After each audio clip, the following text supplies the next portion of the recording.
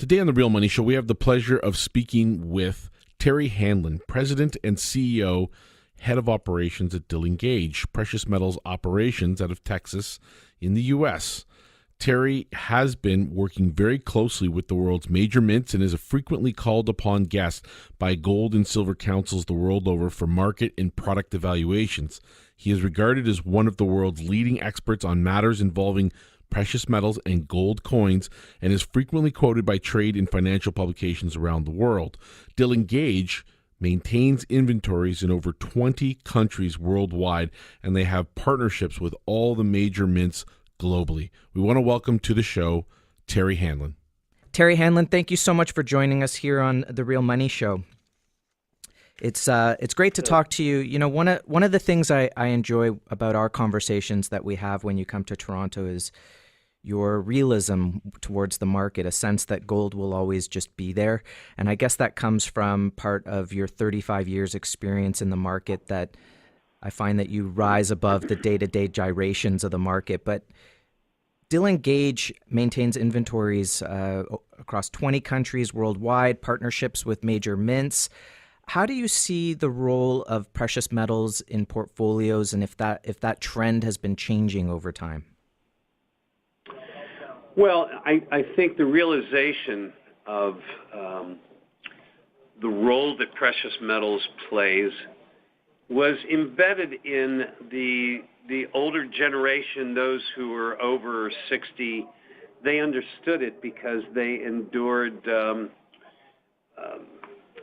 fluctuation in currencies through wars and those issues. And then as life changed and generations grew older, somewhere in between the millennials and those at the over 60 range, it didn't really get the understanding of metals so much because the economy was great everywhere and everybody got it. But on an international basis, mostly I would say focused in Asia, since I spent quite a bit of time there, you deal with economies that have always understood what the role of precious metals represents, and that is an alternative to currencies. So it's the insurance policy, which is what it always has been, what it should always be in everybody's mind. Something that I tell people probably more than anything else is that you have to realize that gold is not a price, gold is a value. So regardless of what the price is for gold, whether it's $300 or $1,300, it still accomplishes the same thing. The buying power is always the same because that price is derived on the basis of where the economy is. A great economy, gold goes down in price, but it still has the same buying power. The economy gets bad, gold goes up, it still has the same value, whether it was 300 or 13, to buy the same thing. So I try to get that point across to dealers with whom we deal on in North America, and I think Europeans certainly understand it well because they've dealt with so many currency issues, and of course the Asians understand it because of massive currency fluctuations. And then again, South and Central Americans understand it very well. And ironically, most of the South and Central American countries prefer to make precious metals unattainable to their citizens because they know that when the currencies get bad, that they can control their population better unless those people own precious metals, and then they've bought into freedom there. So it plays an interesting role. I think that more people are starting to understand that because of the internet. I think people read more, they get current information immediately, more so than ever. And so I start to see that people are participating in precious metals more today than they were 10 years ago. And a good example of that is reflected in the retirement accounts So the retirement accounts have grown tremendously. I would say in one single area of the quickest growth, it's that. And so the whole procedure for owning precious metals and putting that in your retirement account through Guildhall and the relationship that we at Dillon Gage have to provide that digital service to you to make that simple to your customer has really shown tremendous growth, as you've seen in the last 2 years. And I think part of that as well, because you're totally right. It's been tremendous growth. We've seen people wanting to protect their portfolio for their retirement. I think they also see an opportunity in the market. But I think part of that is this demand for actual physical product within the RSPs in Canada, the IRA in the U.S., which they've done for quite some time, which I think is part of the reason we were able to, with Dillon Gage partnership, to be able to replicate that here in Canada for Canadians. Part of the reason that we're seeing this trend is towards physical, and I was wondering if you can talk about that a little bit from your perspective. Again, you're dealing in the physical market, you're not dealing in certificates and whatnot. Why do you think there's a trend towards the physical? Is it similar to what you were saying about Central America and there's an independence there? Yeah, I mean, look, people see and hear all the things that happen, good and bad, but mostly news is built to be bad as it's delivered. It's more impact, and the stations get more attention. So the focus at the end is, how does that affect me? And so people have seen that the manipulation and control of their money by governments, I don't know that it's changed much. It's just become more obvious, more available information-wise, and so they become concerned about it. So the whole emphasis on physical is liquidity. Recently, in the last 2 years, as the stock market goes up and people sell their precious metals because they want to jump on the bandwagon and make money on the stock market, and the same thing happens when the stock market starts to drop, and I'm talking about fund managers followed by investors. They all want to go back and forth and jump on the wagon that's making money. So liquidity has proven to be much better, much quicker. I don't know about safer, but in most cases safer than paper products, including exchange-traded funds, the ETFs. You can liquidate those, but you can't liquidate those in the increments that you can on physical metal. So owning the physical metal gives you a lot of control in terms of size of liquidity, immediate availability to product, and liquidity is always there on the physical side. There's always a demand for physical metal, and there are enough locations to be able to sell that quicker. So people are just more aware that all those benefits exist with the ownership of physical metal. And I think that part of that liquidity, something that we talk about with investors a lot, is having it stored in a depository, because therefore you don't have to worry about putting it into a car, getting it out of a safety deposit box, and returning it to market. Whereas with a depository, you're just picking up the phone, you're being able to liquidate that product immediately. What are some of the pitfalls in your mind that people fall into when they're looking at acquiring precious metals and different types of storage that are out there? Because there's obviously a lot more there's more variety of storage than you would think. Yeah, I think people have to ask a few simple questions when it comes to storage. So there are certainly internet and internet dealers who are providing the metal, selling the metal, and offering storage within their location. So most of those people are not built to be in the storage business. Our facility, for instance, in Toronto, is utilized by everyone from banks to sovereign mints to private individuals. It's easy enough to ask the question, what are your credentials? Does the government endorse storage with you? So people have to ask a few simple questions. And quite honestly, the use of internet is probably the simplest way to get to the bottom of finding out about the history of where you're storing metal. So you want to know that you're storing in a location that is insured properly. It's structured that for safety and control and security, and that it is utilized and recognized by multiple dealers and government organizations. All of that is pretty easy to find out. And then ease of access of your product.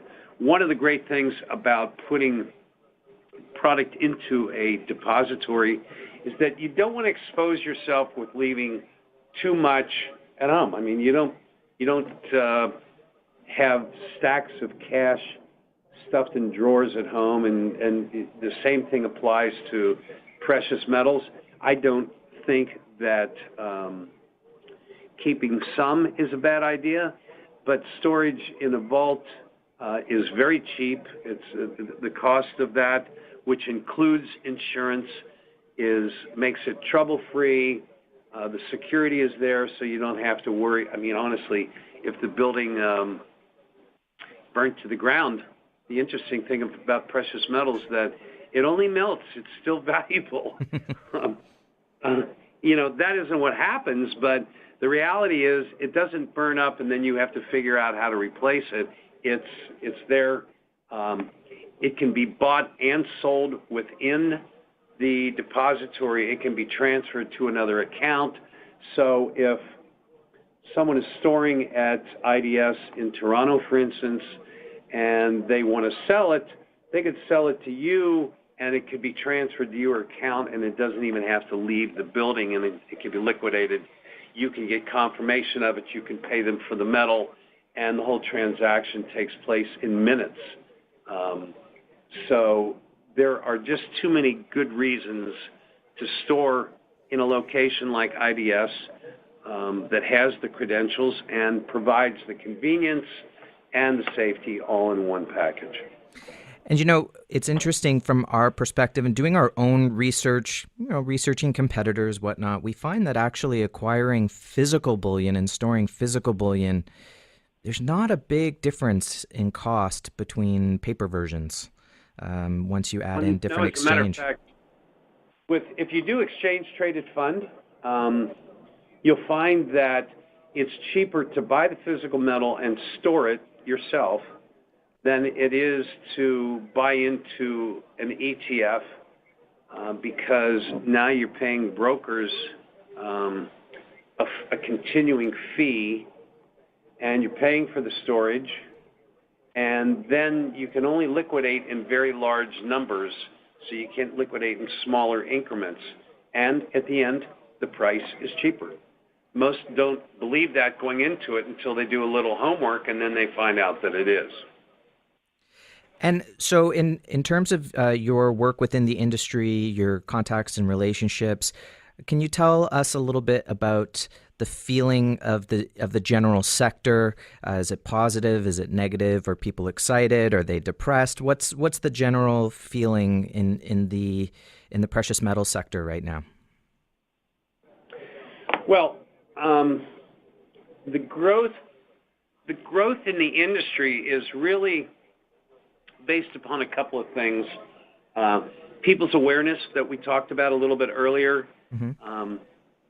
The whole purpose of precious metals is not for your entire portfolio to be in precious metals. No one who's realistic in our business would ever endorse that. It has to be a portion of your portfolio. So there are so many people who are just now understanding that and being exposed to that we see a growth in the business. The metals market is very active. It fluctuates all day long. But again, the important thing for people to learn, which is apparently happening when we see the growth of the business, is that it is a value, not a price. Buying into price is a speculation. If you want to speculate, then you can do that like any other commodity. But the real reason in my mind to buy it is for the insurance policy, which more people, as witnessed by the increase in business in the retirement side of it, which makes it very easy to monitor when we see the growth there. People are starting to understand that a lot more. So they're not replacing all of their portfolio with metals. They're just adding metal into their portfolio and getting out of some other assets. So a portion therein is in metals. Do I think there's a positive view on what's happening in metals? Worldwide, absolutely. In Europe, for instance, the skepticism about the euro and certain countries that are always on the brink of bankruptcy have caused tremendous amount of buying of precious metals. In Asia, just the ability for the Asian individual investors to finally own precious metals in bar or coin form, China specifically, has grown hugely. And it's just because they've always wanted to, they do in their own way, now it becomes legal, and so the increase in ownership there has grown tremendously. So the business continues to grow. Do you It's a think? very positive outlook. Do you think that we could see a point where the market is moving so rapidly that because we've seen some supply constrictions in the past. Do you think we could be in a situation where people want to get into the market, but they just can't actually acquire the physical because there's just not enough around? Yeah, it happens very quickly. 2.5 years ago, that exact situation occurred. You know, we are authorized distributors for all the world mints. So the Royal Canadian Mint, the U.S. Mint, the Perth Mint in Australia, the Austrian Mint, the gold coins of China, the Panda, that mint. Every one of them ran short of both silver and gold, and actually the shortages occur more frequently in platinum because there's less platinum that is minted, and therefore they run short. So there were shortages by all of those mints just a couple years ago. That part is cyclical. The demand for physical happens. Sometimes that starts from the industrial demand. So when you see growing economies and growing demand for silver, for instance, because there are not only continued uses of silver in manufacturing, there are new applications that come. And then you've got like countries like China, where the demand has grown so enormously that suddenly there's a shortage of industrial, or there's a great demand and industrial need, and there's a lack of silver coming out of mines to meet the demand on the industrial side. And as soon as that starts happening, then investor products become short because acquiring silver becomes more expensive for the mints. Carrying inventory when the market moves up is more expensive, and everybody's very cautious on the manufacturing side about maintaining. So yeah, that happens, Jeremy. It happens I've been doing this for over 35 years. I've seen it happen every couple of years. It's sporadic. You don't know when it's going to come. So buying in a market where you have the funds to put money into it when things aren't running wild is the time to do it. And one other thing that makes a big difference when investing in precious metals in a hot versus a cold market or a neutral market, the premiums are lower in a slower market. When the market gets hot and shortages come, premiums run up. So you end up paying more on a premium basis in a hot market because of the lack of access to the right amount of inventory. And in this case, gold, silver, platinum, and palladium. Absolutely. So it's a good time to buy now.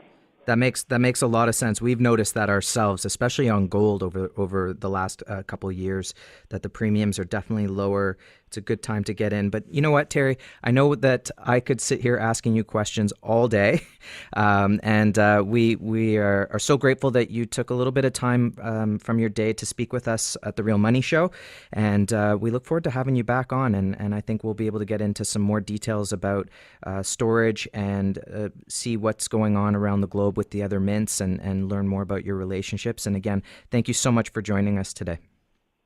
Great. I enjoyed it. Thanks for the invitation. It's great doing business with you, and thanks for letting me speak to your audience. It was a pleasure, and I look forward to doing that again. We look forward to speaking with you soon. Thanks. Okay. Take care. Bye-bye. Bye-bye. Once again, we want to thank Terry Hanlon, President and Chief Operating Officer of Dillon Gage, for coming and speaking to us today. Dillon Gage maintains inventories in over 20 countries worldwide. They have partnerships with all major mints globally, and we'll remind everyone, if you'd like to listen to this anytime, you can go over to guildhallwealth.com, click on The Real Money Show, and there it will be for you to share, hopefully with everyone that you know. And once again, a big thank you to Terry Hanlon.